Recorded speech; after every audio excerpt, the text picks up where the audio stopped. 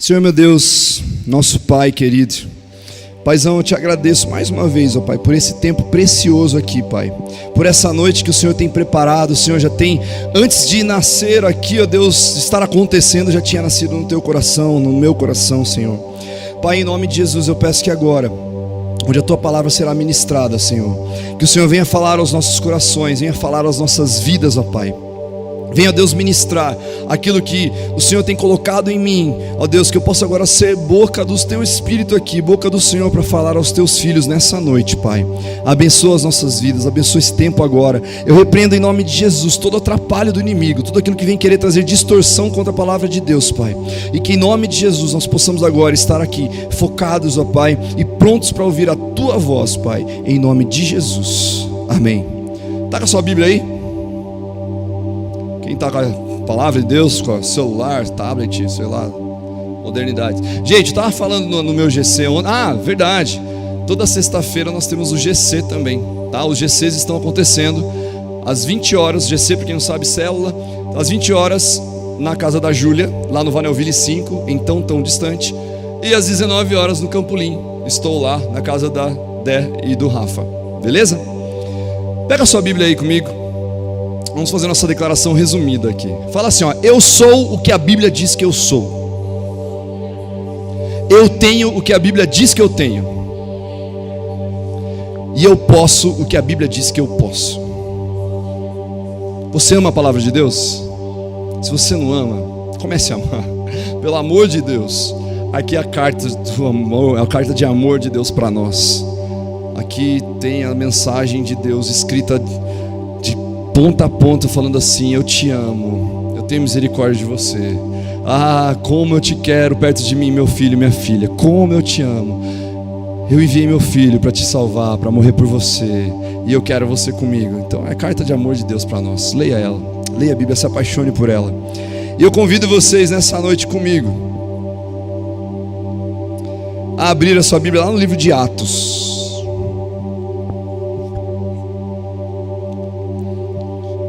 Atos está lá no Novo Testamento: Mateus, Marcos, Lucas, João. Atos dos apóstolos. Apóstolos não, né?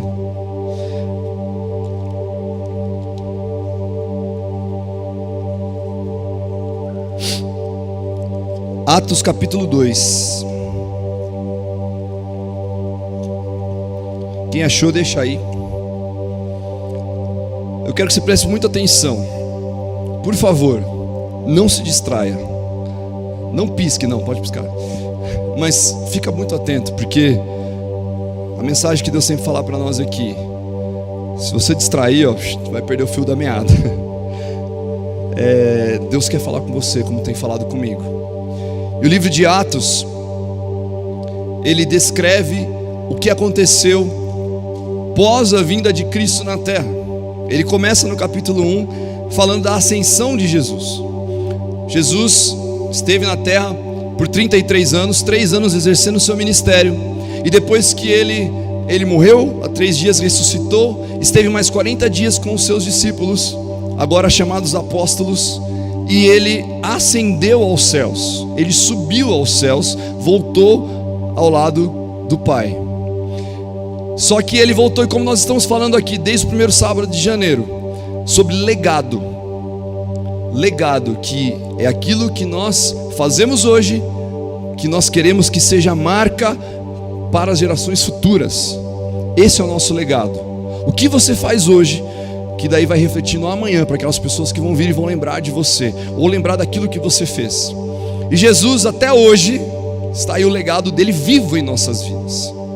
O legado de Cristo, ele tem que ser o legado mais vivo dentro dos nossos corações. Então ele ascendeu aos céus e ele disse: eu estou indo. Porém, no verso 8 do capítulo 1, ele fala assim: recebereis poder ao descer sobre vós o Espírito Santo. Então ele ascendeu aos céus e falou: eu estou indo, e agora o Espírito Santo vai ficar com vocês. E quando nós vemos, eu aprendi ontem essa no meu GC, quando nós vemos a palavra poder, no original do grego ela é dunamis. Que dunamis quer dizer dinamite. Ou seja, quando fala-se poder, se nós lemos o Novo Testamento, principalmente o livro de Atos, tem poder, poder, poder, poder. E em grego dunamis, dunamis, dunamis que é dinamite, dinamite, dinamite. Eu estou te enchendo de dinamite para você sair explodindo aí, explodindo as obras do inferno, explodindo as coisas que o inimigo tentar plantar. Poder, você tem poder, porque o Espírito Santo está contigo. Então Jesus, ele ascendeu aos céus. E depois no capítulo 2, acompanha comigo aí, a partir do verso 1, vamos lá. E chegando o dia de Pentecoste, estavam todos reunidos num só lugar. De repente veio do céu um som, como de um vento muito forte, e encheu toda a casa na qual estavam assentados. E viram o que parecia línguas de fogo, que se separaram e pousaram sobre cada um deles. Todos ficaram cheios do Espírito Santo e começaram a falar em outras línguas, conforme o Espírito os capacitava. Havia em Jerusalém judeus, devotos a Deus, vindos de todas as nações do mundo. Ouvindo-se o som, ajuntou-se uma multidão que ficou perplexa, pois cada um os ouvia falar em sua própria língua. Atônitos e maravilhados, eles perguntavam: acaso não são galileus todos esses homens que estão falando? Verso 8: então, como os ouvimos cada um de nós em nossas próprias língua materna? Partos, medos e elamitas, habitantes da Mesopotâmia, Judeia e Capadócia, do Ponto e da província da Ásia, Frígia e Panfilha, Egito e das partes da Líbia próximas a Cirene, visitantes vindos de Roma, tanto judeus como convertidos ao judaísmo, cretenses e árabes, nós os ouvimos declarar as maravilhas de Deus em nossas próprias línguas. Verso 12: atônitos e perplexos, todos perguntavam uns aos outros: o que significa isso? Alguns todavia zombavam deles e diziam: eles beberam vinho demais. Verso 14: então Pedro levantou-se com os 11 e em alta voz dirigiu-se à multidão: homens da Judeia e todos os que vivem em Jerusalém, deixe-me explicar-lhes isto. Ouçam com atenção. Verso 15: estes homens não estão bêbados, como vocês supõem. Ainda são 9 horas da manhã.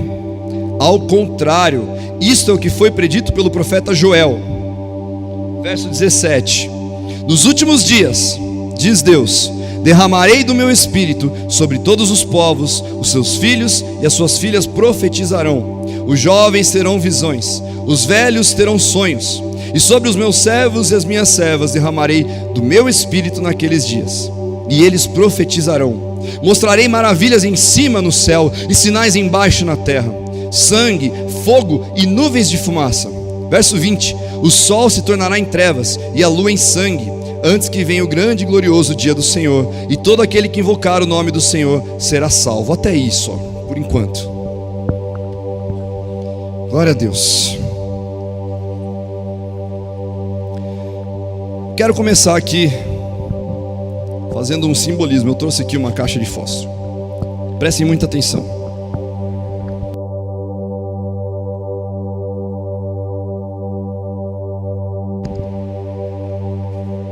Estão vendo aqui?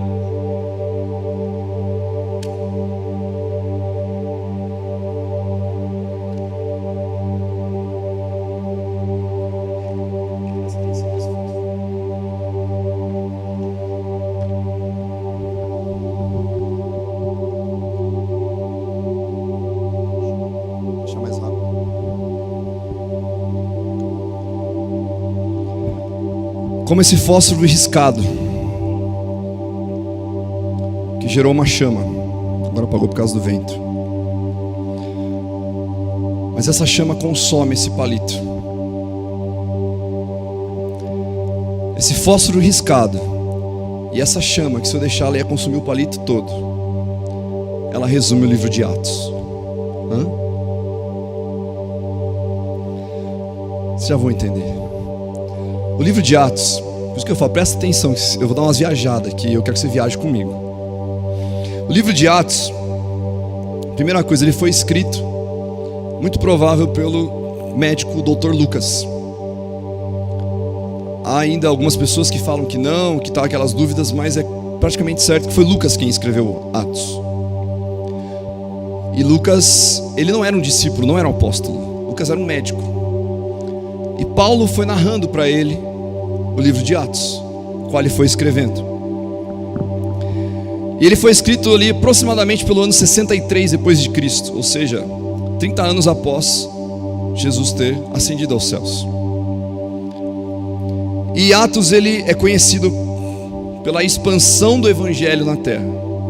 Ou seja, como eu falei no início, Jesus veio à terra, viveu aqui o tempo, e quando ele se foi, ele ascendeu aos céus. Depois vieram os Atos dos apóstolos, por isso que não é Atos dos apóstolos, o que os apóstolos fizeram, os atos que eles fizeram após a ida de Cristo. E há quase 2000 anos atrás, esse fósforo foi riscado, esse fogo foi acendendo. A princípio eram apenas alguns naquele lugar, tocados e aquecidos pelo fogo, como nós lemos aqui, que desceu línguas de fogo sobre eles. Negócio louco, né? Você fica pensando, língua de fogo, pá. E eles começaram a falar em outras línguas, e ali era o que? Era o fósforo do cristianismo. O fósforo foi riscado, aquele fogo foi aceso, e ele vem se consumindo. Aqui apagou, mas ele está consumindo o palito, e vem consumindo esse palito. O fogo vem queimando até os dias de hoje. E o livro de Atos ele relata o nascimento do cristianismo. Não uma religião, atenção você que está me vendo aí, não é uma religião. Cristianismo não é uma religião. Cristianismo é um estilo de vida, é da maneira como nós vivemos. Não é assim, qual religião você segue? Eu sou da religião cristã. Não, você é cristão pelo seu estilo de vida. Se você vive como Jesus, se você vive como Jesus viveu, se você pratica os atos que Jesus praticava, aí sim é o seu estilo de vida, você é um cristão. É claro que é taxado aí, nós vamos nas pesquisas, os judeus, os cristãos, as religiões, mas a essência do cristianismo é um estilo de vida, porque Jesus não estabeleceu religião nenhuma. Jesus não veio aqui e falou assim, eu estou indo embora, vocês agora peguem uma placa e preguem aí, cristianismo. Não. Ele falou, vivam como eu vivi, façam coisas maiores do que eu fiz. Então o livro de Atos, ele fala como nasceu, como expandiu o cristianismo na terra, através dos discípulos, através dos apóstolos agora sendo chamados, que eles espalharam por todo o império daquela época, onde as boas novas, ou seja, o evangelho era pregado, eles foram espalhando, e revestidos pelo poder do Espírito Santo, aqueles discípulos saíram por todo o mundo, aonde quer que Deus enviasse, eles restauravam, eles curavam, mudavam vidas. Cara, se você pegar o livro de Atos, eu não sei quem está me acompanhando lá no meu desafio, eu fiz os 40 primeiros dias do ano, o desafio de ler os 4 evangelhos, concluímos no domingo passado, iniciei o desafio de 10 dias no livro de Atos, estamos lendo o livro de Atos, por 10 dias, e é maravilhoso, você vai vendo, cara, eram pessoas como eu e você. Não, os caras andaram com Jesus. Sim, eles estavam perto de Jesus, eles andaram 3 anos com ele. Porém, eram seres humanos como eu e você, que fizeram o quê? Propagaram o evangelho, propagaram o cristianismo, fizeram com que a mensagem de Cristo que foi pregada fosse propagada naquela época, e trouxesse o legado até os dias de hoje, que é o que nós estamos vivendo. E eu quero que você preste atenção comigo, que eu quero falar algumas características da igreja de Atos. Atenção mais uma vez, igreja, quando eu digo igreja, é noiva de Cristo. Não foi um quadradinho, uma instituição que foi colocada ali. A igreja de Cristo, a igreja sem paredes, o reino de Deus, o que Jesus deixou. E vamos comigo lá no capítulo 4, hoje a gente vai ler a Bíblia, hein? Capítulo 4 de Atos, no verso 32. 4:32 fala assim, da multidão dos que creram, uma era a mente e o coração. Ninguém considerava unicamente sua coisa alguma que possuísse, mas compartilhavam tudo o que tinham. Primeira característica da igreja de Atos, da igreja primitiva, é a unidade. Unidade. Olha, da multidão dos que creram, eram um só coração e uma só alma. Unidade dos relacionamentos. Cara, eles estavam andando, eles não olhavam assim. Estava lá João, Pedro, eles estavam ali andando pela terra, e eles não olhavam assim, não, peraí, eu não vou para esse lado, não vou para esse não. Eles queriam que todos fossem um, que todos entendessem a mensagem de Cristo, que era para sermos um, para andarmos em unidade. Unidade de relacionamentos, todos na mesma direção. Eles não eram assim, não, você vai para lá, você vem para cá. Não, todos com o mesmo foco, com a mesma direção, que era de estar juntos, de ter um só coração, uma unidade profunda,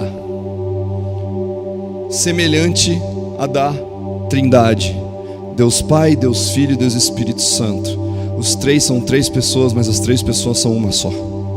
A unidade de Espírito, a unidade do Espírito. Assim era uma das características da igreja de Atos, a unidade. Ainda aí no capítulo 4, vamos comigo lá, ali do verso 23. Olha só, a oração dos primeiros cristãos. Quando foram soltos, Pedro e João voltaram para os seus companheiros e contaram tudo o que os chefes dos sacerdotes e os líderes religiosos lhes tinham dito. Ouvindo isso, levantaram juntos a voz a Deus, dizendo: ó soberano, tu fizeste os céus, a terra, o mar e tudo o que neles há. Tu falaste pelo Espírito Santo por boca do teu servo, nosso pai Davi. Por que se enfurecem as nações e os povos conspiram em vão? Os reis da terra se levantam e os governantes se reúnem contra o Senhor e contra o seu ungido. De fato, Herodes e Pôncio Pilatos reuniram-se com os gentios e com o povo de Israel nessa cidade, para conspirar contra o teu santo servo Jesus, a quem ungiste. Verso 28, fizeram o que o teu poder e a tua vontade haviam decidido de antemão que acontecesse. Agora, Senhor, considera as ameaças deles e capacita os teus servos para anunciarem a tua palavra corajosamente. Estende a tua mão para curar e realizar sinais e maravilhas por meio do nome do teu santo servo Jesus. E depois de orarem, tremeu o lugar em que estavam reunidos. Todos ficaram cheios do Espírito Santo e anunciavam corajosamente a palavra de Deus. Então, além da unidade, a outra característica da igreja primitiva, da igreja de Atos, era a oração. Você viu o que aconteceu aí, né? Eles oraram juntos e o lugar tremeu. Tremeu e encheu do Espírito Santo. Se encheu, unânimes eles levantaram a voz. E a igreja que ora, ela ganha da parte de Deus resultados. Como a gente pode ser a igreja que não ora? Não tem como. Não tem como um cristão viver sem orar. Porque a oração é a nossa comunicação com Deus. Nós lemos a palavra para receber a revelação de Deus a nós, mas nós oramos para nós falarmos com Ele. E se a gente não ora, não tem como.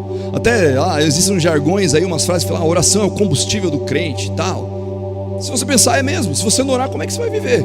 Se você não orar, como é que você vai estar em comunhão com Deus? Então a oração é fundamental. Outra característica, vamos lá, um pouquinho para frente, em Atos 20. Anda umas páginas aí.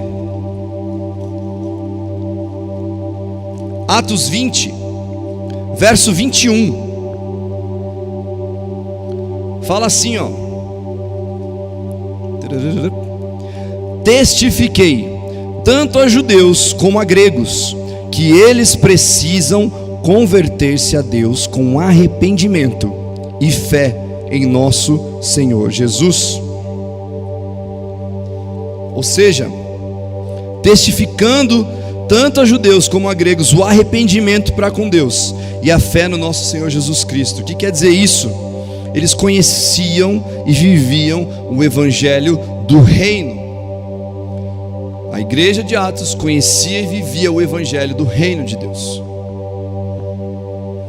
Outra coisa, outra característica, vamos lá, vamos ver aí, eu não estou saindo de Atos ainda, hein? Vamos lá, volta para o 2. No verso 47 do capítulo 2 de Atos, fala assim, ó: louvando a Deus e tendo a simpatia de todo o povo, e o Senhor lhes acrescentava diariamente os que iam sendo salvos. O que quer dizer isso? Que era uma igreja com muitos frutos. A igreja de Atos, a igreja primitiva, os primeiros cristãos produziam muitos frutos. Muitos frutos. E isso é consequência o quê? Da terceira característica, que era conhecer e viver o evangelho do reino. Porque se a gente não conhece, se a gente não vive em unidade, se a gente não tem uma vida de oração, se a gente não vive o reino de Deus, a gente não produz frutos. E a gente sabe o que acontece com uma árvore que não produz frutos, né? Tem até uma passagem que Jesus passa perto de uma figueira que não estava produzindo frutos. O que ele faz? Amaldiçoa ela. Você tem sido uma árvore frutífera? Você tem produzido frutos? Tem aquele ditado que diz, né? Conhece-se a árvore pelos frutos. Quais são os frutos que você tem dado? Quais os frutos nós temos dado para Deus? Quais frutos? Quando as pessoas olharem para nós, olhar para mim, para você e falar assim: olha, eu conheço Ele pelos frutos. Muitas vezes, às vezes massacraram você, falaram mal de você, ou fizeram sei lá o que, conspiraram contra você. Mas você tem o seu coração perante Deus, e os seus frutos vão dizer quem você é. Os seus frutos. Aquela igreja, a igreja daquela época era bem vista aos olhos do mundo, porque as pessoas olhavam e falavam assim: cara, eles estão, olha só, vai lá com eles, vai perto deles que tem cura, tem libertação, tem transformação de vida. Está acontecendo, as coisas acontecem lá, porque viam os frutos. Aí no verso 43 do capítulo 2 ainda, 43 fala assim, ó: todos estavam cheios de temor, e muitas maravilhas e sinais eram feitos pelos apóstolos. Ou seja, outra característica da igreja de Atos é o que? Era uma igreja com maravilhas e sinais. Ou seja, era uma igreja viva. Era uma igreja em que as coisas aconteciam, as pessoas viam os sinais acontecendo, viam que ali tinha vida. Não era simplesmente uma galera que andou com Jesus e depois Jesus foi embora e eles acabaram pregando a coisa do coração deles. Não, eles pregaram o que eles viviam e sinais e maravilhas aconteciam ali. Aconteciam. Então faz parte da proclamação do Evangelho isso. Assim como Tomé, há muita gente no mundo que se não vê, não irá crer.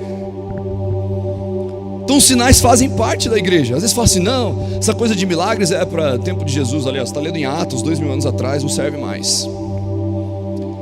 Precisa acontecer. Precisa. E só vai acontecer o quê? Se eu e você assumirmos a nossa postura de cristão, assumirmos a nossa postura diante de Deus e falar: Deus, eu estou contigo, você está comigo, então agora me usa. Me usa. Verso 45 do capítulo 2: vendendo as suas propriedades e bens, distribuíam a cada um conforme a sua necessidade. A igreja primitiva era uma igreja cheia de amor. É uma igreja que dividia, é uma igreja que distribuía, é uma igreja que fazia caridade. Eles vendiam suas propriedades e bens. Ou seja, amor, quando nós falamos às vezes de amor na Bíblia, além do amor ser o próprio Deus, amor é bondade, amor é caridade, o amor é a prática da bondade. Então não era uma imposição que eles tinham. Ninguém falou assim: ó, tudo que você tem, pega agora e dá. Vai, divide, dá. Não. Eles olhavam e falavam assim: não, peraí, ó, meu irmão está precisando, está faltando isso, está faltando aquilo, eu vou dar para ele. Não, está precisando de, ó, não, tô aqui, irmão, tô aqui, esse aqui é para você. Eu tenho para mim, eu vou dividir com você. E hoje a gente só vê gente o quê? É meu, não. Você não sabe o quanto eu suei para ganhar isso aqui. Nossa, Deus, ó, ralei, quer igual? Vai ralar também. Ó, anda 2 capítulos comigo aí, ó. Vamos no 4, Atos 4. Falando aqui das características, tá? Para a gente entendendo como que era o esquema da igreja. Capítulo 4, verso 31. Depois de orarem, tremeu o lugar em que estavam reunidos. Todos ficaram cheios do Espírito Santo e anunciavam corajosamente a palavra de Deus. A igreja de Atos, a igreja primitiva, era uma igreja cheia do Espírito Santo. Uma palavra que a gente vê comum em Atos, se você ler todos os capítulos de Atos, você vai ver a palavra todos. Todos. Muitas vezes, todos. Ai, tarará, e todos. E não sei o que, e todos. E papapá, e todos. Por quê? Assim como nós vimos aí, todos eram cheios do Espírito Santo. Ou seja, não é assim, só Pedro, só João. Todos. Porque todos estavam em unidade. pegando? Você está comigo? Pega aí. No 4 ainda, ali no 33. Com grande poder, os apóstolos continuavam a testemunhar da ressurreição do Senhor Jesus, e grandiosa graça estava sobre todos eles. Ou seja, era uma igreja abundantemente em graça. Já ouviu aquela frase? Já sabe o que é graça? Graça é o favor imerecido de Deus. Aquilo que nós não merecemos é o que Ele dá para nós. Nós não somos merecedores de receber tanto amor, tanta misericórdia, tanta graça, mas por nós não merecermos, é que Ele nos dá a graça. É o favor imerecido. E eles eram abundantes em graça. Abundantes. Vamos lá para o capítulo 9. Atos 9, no verso 31. Olha só, hein? Mais uma característica aí, ó. A igreja passava por um período de paz em toda a Judéia, Galiléia e Samaria. Ela se edificava e, encorajada pelo Espírito Santo, crescia em número, vivendo no temor do Senhor. Espera aí. A igreja passava por um período de paz. Presta muita atenção nisso. A característica da igreja de Atos era uma igreja que vivia em paz. Em paz. O que é viver em paz? É coisa que a gente quase não está vendo hoje. Hoje a gente olha, sim, nação contra nação. A gente vê lá no Oriente Médio guerras acontecendo. Alguns países guerra civil, outras coisas acontecendo, guerra, pá. Mas vamos trazer para o nosso contexto, vem cá para a nossa realidade.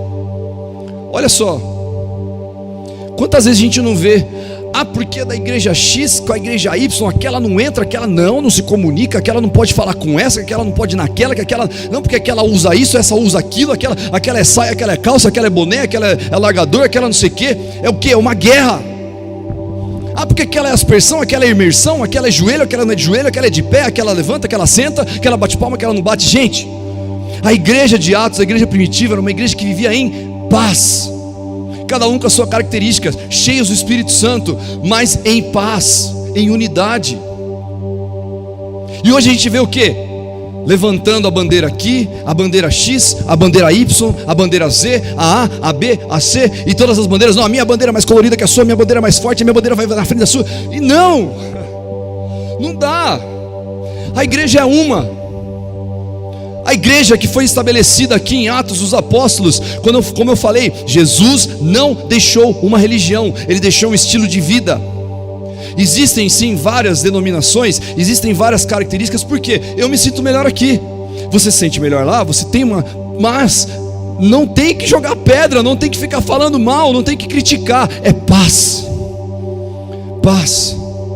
Que caiam-se as barreiras, que caiam-se essas barreiras denominacionais que criaram, porque o reino de Deus, eu não estou vendo, Jesus vai chegar lá, então atenção senhores passageiros da Batista, venham subir para o céu. Não vai ser por bloco, gente. Jesus vai voltar e pá, Ele vai vir como um relâmpago, que sai do Oriente, se mostra no Ocidente, e vestido de manto de sangue, num cavalo branco, e vai buscar o que? A igreja. A igreja. Está entendendo? Aqui ó, a igreja vivia em paz. A igreja era uma. A igreja era o corpo. A igreja não era, eu sou daqui, você é dali, sai daqui porque você fede. Não, porque eu vou levantar políticos, eu vou levantar não sei o que, eu vou levantar fulano aqui, fulano dali, e você não, porque esse é. Não, Jesus tem que ser o centro. Jesus é o centro. É muito sério isso, porque isso nós temos vivido no dia de hoje, e a gente vive uma guerra denominacional, a gente vive uma guerra, infelizmente, dentro da igreja com letra minúscula, tá? Sem saber ser a igreja com letra maiúscula, que é a noiva de Cristo. Então vamos viver como a igreja de Atos, porque que a igreja de Atos, segundo está lá no capítulo 2, no verso 47. Vamos comigo lá.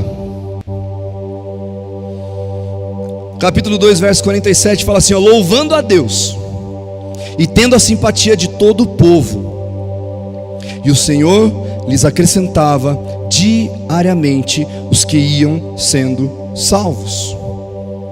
O que quer dizer isso? É uma igreja que crescia diariamente, é uma igreja que ia tendo pessoas que iam se juntando, porque eles olhavam e eles falavam assim, eu quero viver isso que eles estão vivendo, eu quero fazer parte desse movimento, eu quero fazer parte desse poder, desse dunamis, dessa dinamite que tem sido explodida aí neles, eu quero também fazer parte. Mas porque eles eram unidos. Enquanto a igreja crescia em graça e santidade, Deus fazia crescer em número. Olha, qualidade gera quantidade. Qualidade gera quantidade.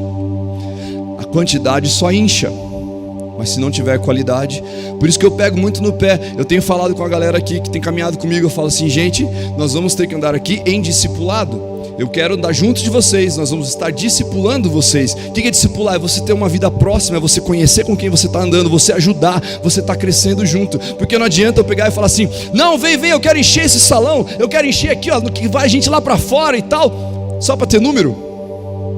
Depois as pessoas saem daqui e vazias. Aí você olha a semana que vem, o story dela tá lá onde? Pulando carnaval. E aí? Então, primeiro é qualidade. Vamos ser unidos, viver como Cristo, porque Cristo ele andava, ele tinha um grupo de 70 que ele enviava. Ele tinha, desses 70 tinha 12 que andavam perto dele, desses 12 tinham 3 que andavam mais perto dele, dos 3 tinha um que deitava a cabeça sobre o peito dele. Mas ele estava ali acompanhando todos eles. Só que daqueles 70 que ele enviava, estavam sendo enviados o quê? Para cuidar de outras pessoas em outros lugares. Então, cuida da pessoa que está com você. Se Deus te deu um chamado, se Deus colocou vidas para você cuidar, não precisa ser pastor, não precisa estar em cima do altar, não precisa você ter uma carteirinha escrito PR, não. Porque o chamado de ir e fazer discípulos é para todos nós. Ele não falou no final, Jesus não estava falando assim, ó, ide fulano, ciclano, beltrano, que tens o título tal e fazei discípulos. Não, falou, ide por toda a terra, fazei discípulos em todas as nações, ide para todos, todos, eu, você, nós, todos, como dizem Atos.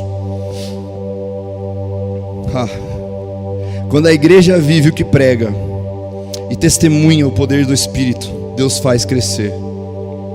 A igreja apostólica crescia em 3 dimensões. Estou acabando já. Primeira dimensão que a igreja apostólica crescia, apostólica diz dos apóstolos, ela crescia, seu crescimento para cima. Como assim? A igreja ela cresce para cima em adoração. O fim principal do homem é glorificar a Deus e não o homem. Deus é o centro da missão da igreja. Aquilo que eu falei durante o louvor aqui, como nós estávamos cantando, para te adorar eu vivo, para te adorar eu vivo, só para te adorar. É isso que nós vivemos, para adorar a Deus, para adorar a Deus. Adorar a Deus não é apenas um momento no culto coletivo, isso que nós fizemos aqui não é só isso não, mas é quando a gente entoa hinos, ouve a palavra, fala com Ele. Assim como o cristianismo tem que ser o nosso estilo de vida, a adoração tem que ser o nosso estilo de vida também. Eu vivo como cristão, eu vivo como um adorador, ou seja, o que eu faço é para adorar a Deus. Então a igreja crescia para cima, a igreja crescia o quê? Para dentro. Como assim? A igreja cresce para dentro em comunhão. Onde não há comunhão fraternal, não há adoração verdadeira a Deus. Cara, não adianta você vir aqui hoje, aí você pega e sai, você não viu quem estava aqui, não cumprimentou ninguém, não falou com ninguém, você só veio, sentou, ouviu e foi, levantou e tchau. Nós temos que ter comunhão. aonde nós somos, se a igreja de Cristo está reunida, a gente tem que chegar e falar, não estou falando pra você chegar, tipo os carioca, aí mané, ai, né? E fazer, aí, querer, vai, abraça todo mundo, aí, pá. É o jeito carioca de ser. Mas você tem que chegar, você tem que sorrir, você tem que falar, meu irmão, minha irmã, você é parte do corpo de Cristo, com essa pessoa que Deus coloca perto de você. Então cresce para dentro, igreja, em comunhão. A gente não pode amar a Deus e odiar o nosso irmão ao mesmo tempo. Mano, tem umas coisas acontecendo aqui, e não aqui, mas que acontece que você vê assim, lá, olha o jeito que aquela irmã veio,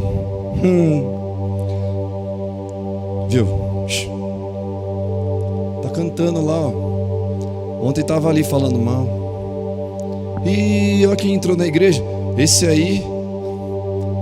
Para com isso, vai se converter. Vai se converter. Ame as pessoas. Pisou no teu pé, acabou com você, ame.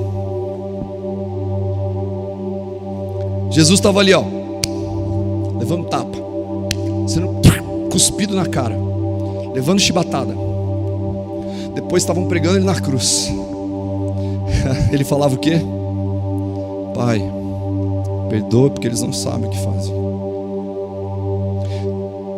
Se você não tem agido assim, se pisa no teu calo, se falam de você, falam alguma coisa, você já eu não quero mais falar, não quero mais saber. Desculpa, seu estilo de vida não está sendo de cristão, porque Jesus não agiria assim. Eu já falei aqui uma vez, teve uma época que eu escrevia aqui no meu pulso WWJD, que era What Would Jesus Do? Em português, o que Jesus faria. E tudo que fazia, tudo que acontecia, eu pegava, olhava no meu pulso, What would Jesus do? What would Jesus do? O que Jesus faria? Acabaram com você, falaram mal de você, o que Jesus faria? Te socaram, o que Jesus faria? Salmo 133 fala assim, ó quão bom e agradável é que os irmãos vivam em união. Ó quão bom e agradável, ou seja, feliz, alegre, que os irmãos vivam em união. Tem que desenhar união, unidade. A igreja só vai crescer, a igreja só vai para frente, a igreja só vai se desenvolver se houver unidade. Se houver adoração a Deus, se houver a comunhão em unidade com os irmãos. Picuinha, velho, rapa daqui. Eu não gosto dela, eu não gosto dele. Então toma atitude e comece a gostar. Você não é obrigado a estar convivendo. Você não é obrigado a estar tendo, meu BFF, meu best friend forever. Não, mas pelo menos paz, meu irmão, paz. Virou a cara para você, vai lá e paz. Tudo bem? Tudo bem com você? Cumprimenta. Estou sendo falso daí. Não, você está sendo cristão. A pessoa virou a cara para mim. Beleza, escolha dela. Você fez tua parte. Você fez tua parte. Até certo momento você vai. Depois, Deus, ela não quer. Também você não vai ser tonto, né? Fez sua parte, amém. Agora o seu papel é só orar por essa pessoa. Terceiro ponto, terceira dimensão em que a igreja apostólica crescia: crescimento para fora, para cima, para dentro e para fora. Até a ginastiquinha, cima, dentro, fora, né? A igreja cresce para fora no meio da evangelização. Uma igreja saudável não vive para si mesma. Ela não é narcisista. A igreja deve buscar os perdidos. A sua missão é anunciar o evangelho a toda criatura e fazer discípulos em todas as nações. A evangelização deve arder em nosso coração. A evangelização deve ser um estilo de vida de todo cristão. Quão triste é saber que muitos cristãos não conhecem ganhar uma alma durante o ano inteiro. Passa 365 dias o ano. Desse ano 366, você não ganhar uma alma. Você vai ter esse ano 2020 366 chances para ganhar uma pessoa para Jesus. Desculpa, mas isso é uma vergonha para a igreja.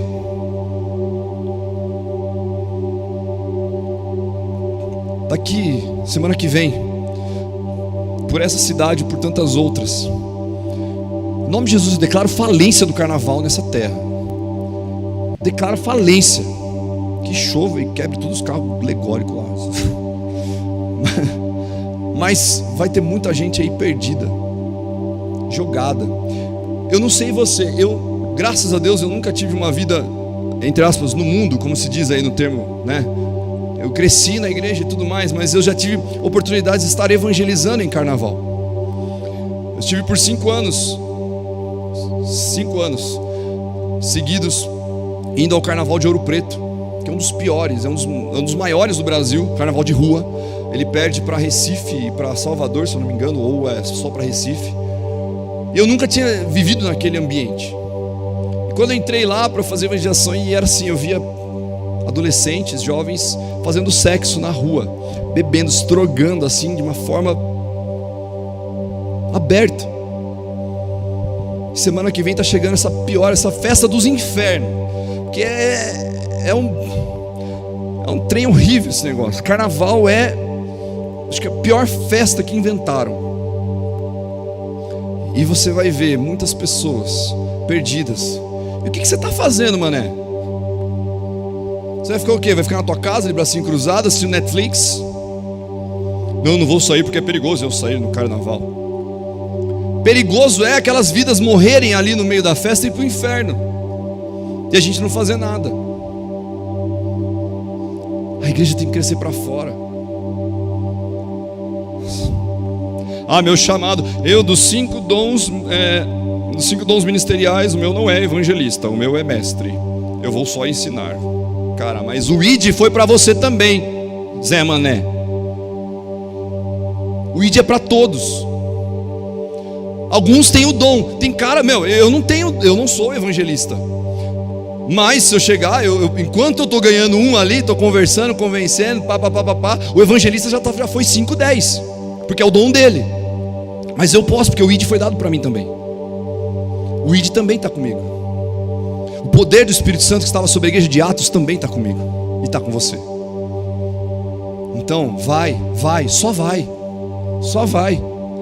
Tem gente que tem chamado missionário para pisar em outras nações. Glória a Deus, seja usado por isso. Vá para outras nações e fala. Mas a sua nação, a nossa nação, começa dentro da sua casa. Sua família está salva? Todos servem a Jesus dentro da sua casa? Seus vizinhos conhecem a Jesus? Cumpra o ID. Cresça para cima, adorando a Deus. Para dentro, em comunhão e unidade. E para fora, evangelizando, falando do amor de Cristo. A história de Cristo é maravilhosa, impressionante, porque é Deus entre nós, Deus encarnado, Deus se entregando, se sacrificando por nossas vidas. É Deus descendo da terra. Tem aquela canção que diz: Ele abriu mão de tua glória, tomou um madeiro por mim. Você tem noção disso? Imagina você vive num trono, toda a riqueza que você tem tudo, e você fala assim: não, eu vou sair daqui do trono, vou me vestir de mendigo, eu vou ser um nada, porque eu amo aquelas pessoas. Desculpa, mas não sei, você faria isso? A história de Cristo, essa passagem de Jesus aqui na terra, como nós vemos nos evangelhos. Se existissem apenas os evangelhos, nós teríamos a passagem de Jesus relatada aqui por 4 visões, 3 oculares, Mateus, Marcos e João, e Lucas, que não foi ocular, mas não foi testemunho ocular, mas era um médico que escreveu. Só por isso a gente se tornaria admiradores de Cristo. O legado dele já tinha sido deixado para nós na terra, mas foi preciso ser um livro escrito chamado Atos dos Apóstolos, para nós vermos o que aconteceu depois que ele foi e com aqueles que ficaram. A missão de Lucas, vamos dizer que Lucas realmente escreveu o Atos, é impedir que a gente se torne apenas espectadores de Jesus, apenas leia as histórias de Cristo. Lucas, quando ele escreve Atos, ele não queria que nós ficássemos apenas olhando, Jesus passou, Jesus curou, libertou, fez isso, fez aquilo. Mas além de fãs da mensagem de Jesus,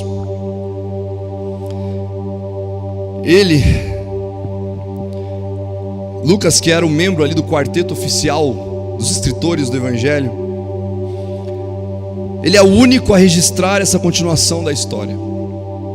É o único. Fala de João ali, mas ele é o único, contando como foi a vida dos apóstolos e discípulos, galera do louvor, nos anos que se seguiram. E a história de Jesus não termina com Jesus. Ela continua na vida daqueles que creem nele, como nós vimos em Atos. O sobrenatural não termina com Jesus. O sobrenatural não acaba ali com Jesus. Esses cristãos descritos em Atos não eram espectadores de Jesus. Assim como Jesus não era um espectador de Deus, ele participava da ação de Deus. Ele era a ação de Deus no meio de nós. Deus agindo neles, Deus agindo em cada apóstolo que estava ali em Atos. Deus vivendo neles. E sabe o que é melhor, gente? Deus vivendo ali, o Espírito Santo agindo através da vida dos apóstolos. E agora eu convido você, pega aí sua Bíblia, o último que eu quero que você abra comigo. Abra no capítulo 29 de Atos. Vá comigo lá em Atos 29. O que aconteceu aí? Oi? Achou, Isa? Nathalie? Não acharam? Sabe por que você não achou o capítulo do Atos 29? Olha para o teu lado. Olha para o teu lado. Olha para trás, olha para frente, olha quem está aqui. O capítulo 29 de Atos vai ser escrito por mim e por você. Atos é o único livro da Bíblia que não tem fim. Ele não tem conclusão. Ele não acaba. Porque o livro de Atos, ele vai continuar sendo escrito por mim e por você. Aquilo que aqueles apóstolos viveram, aquilo que eles fizeram cheios do poder do Espírito Santo, eu e você podemos fazer também. Está nas nossas mãos. Lucas já se foi. Lucas escreveu, Paulo narrou para ele, escreveu, ele se foi. Mas hoje, eu e você temos o papel e a caneta na mão. Nós temos as ações, nós temos o Espírito Santo aqui, batendo, ardendo no nosso peito. Porque eu não sei você, mas eu estou queimando por Espírito Santo aqui. E cada dia que eu falo com Deus, eu falo: Deus, eu quero ganhar essa nação, eu quero ganhar as pessoas que estão aqui perto. Deus, eu quero ser diferença nesse mundo, eu quero deixar um legado. E para isso acontecer, está na minha mão e na sua, o capítulo 29 de Atos. O 29, o 30, o 31, seja qual for, sou eu e você quem vai escrever. Por isso você não achou aqui, porque ele está do seu lado. Ele está na hora que você acorda e olha no espelho. Ali está Atos 29. Por isso acorde todo dia, olhe no espelho e fala assim, aqui Atos 29 está aqui. Eu vou escrever a diferença nessa nação. Eu sou cheio do Espírito Santo, assim como aqueles apóstolos, e eu vou fazer a diferença. Eu vou escrever o capítulo 29 desse livro, porque eu vou terminar até que o Senhor Jesus volte para buscar a tua noiva. E vai depender de mim e de você, fazer com que a igreja de Cristo seja unida, fazer com que a igreja de Cristo não tenha barreiras. Por isso, em nome de Jesus, cara, levanta no seu lugar. Eu convido você, levanta comigo agora. Eu não sei você, mas eu estou sentindo um negócio aqui que você também tem que sentir, porque é sede, é fome, é fogo, é o Espírito Santo que está nesse lugar, e você tem que querer isso. Atos 29 está nas minhas mãos, está nas suas mãos. O que você vai fazer hoje para escrever esse capítulo 29 de Atos? O que você vai fazer? O que você faz hoje que vai refletir no teu amanhã? Qual o legado você vai deixar? O que você quer deixar de marca, como aqueles discípulos deixaram? Cara, olha só, quando Deus falou comigo, essa mensagem está preparada há mais de 2 anos que eu tenho ela. Eu falava: Deus, como é que eu vou falar isso? Quando que eu vou falar isso? E Deus falou comigo: é agora. Agora é o tempo. Porque agora Jesus está voltando, Jesus está vindo buscar a noiva, Jesus está vindo buscar a tua igreja, e eu e você somos parte disso. O avivamento vai vir nessa terra, sim, melhor, já está vindo, mas através de mim e de você. Feche teus olhos. Eu quero agora convidar você a fazer uma reflexão. Reflita. Nós lemos aqui várias características da igreja de Atos, várias características da igreja primitiva. O que os apóstolos fizeram, o que eles fizeram depois que Cristo ascendeu aos céus. Eles riscaram o fósforo. O risco foi feito, o fogo pegou. E agora, o restinho do palito está aqui com a gente. Reflita agora, o que eu estou fazendo? O que eu estou fazendo? Você quer ser o autor, ou melhor, o participante, o personagem de Atos 29? Eu quero e eu creio que eu já estou fazendo parte desse capítulo. E se você também quer, que nesse momento você comece a jogar diante de Deus aí. Cara, Deus está aqui, o Espírito Santo, esse poder que desceu sobre os apóstolos naquele dia do Pentecostes, o poder, o dunamis, a dinamite está aqui sobre nós. Entrega para Ele e fala: Deus, eu quero fazer mais, eu quero escrever esse capítulo de Atos 29, eu quero fazer, Deus, infinitamente mais, Deus, aquilo, Pai, tira todas as barreiras, tira toda a limitação do nosso meio. O louvor vai cantar aqui uma música, que durante essa canção você reflita e fale com o Pai, sobre tudo que você tem feito, e o que você precisaria estar fazendo, para marcar essa geração, para fazer Atos 29 ser vivo, ser real, ser igreja, para essa igreja de Cristo ser viva, sem barreiras, sem se preocupar com isso, com aquilo, com ritos, com dogmas. Não,